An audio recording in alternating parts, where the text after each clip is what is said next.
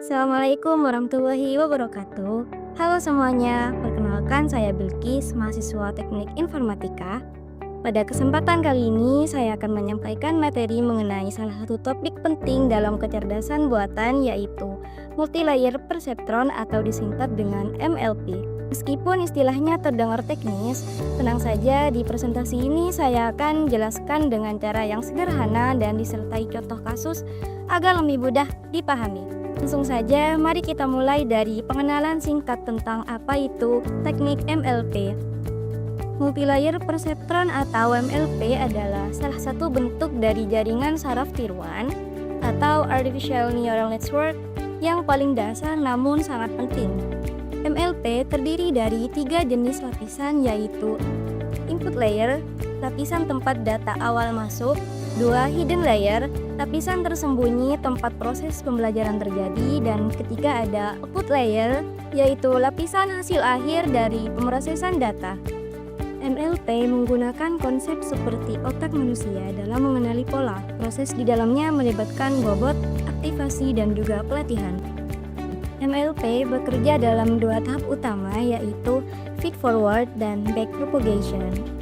Di tahap feed forward, data dari input akan bergerak maju melewati setiap lapisan hingga mencapai output. Setiap neuron akan menjumlahkan input yang dimasuk dikali bobot, kemudian hasilnya diteruskan ke fungsi aktivasi. Fungsi ini berguna untuk menentukan apakah neuron akan aktif atau tidak, dan juga membantu MLP mengenali hubungan yang tidak linear.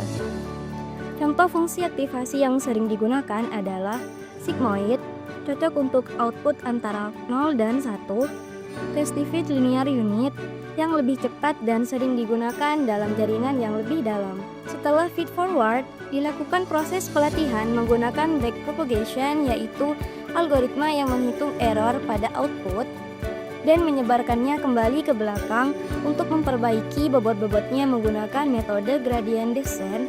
Proses feedward dan back propagation akan terus berulang selama pelatihan hingga error menjadi sangat kecil dan model mampu membuat prediksi yang akurat. Inilah yang membuat MLP bisa belajar dari data dan meningkatkan performanya seiring waktu.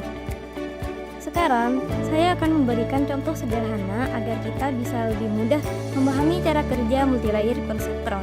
Misalnya, kita ingin membuat sistem yang bisa memprediksi apakah seseorang akan membeli suatu produk atau tidak. Sistem ini bisa menerima 2 input, yaitu apakah produk tersebut sedang diskon dan apakah orang tersebut pernah membeli produk serupa sebelumnya. Kedua input ini akan dikonversi menjadi nilai numerik, misalnya nilai ya sama dengan 1 dan nilai tidak sama dengan 0. Input tersebut kemudian diproses oleh jaringan MLP melalui lapisan input, lalu dilanjutkan ke lapisan tersembunyi, dan akhirnya menghasilkan output-output ini berupa angka yang menunjukkan prediksi.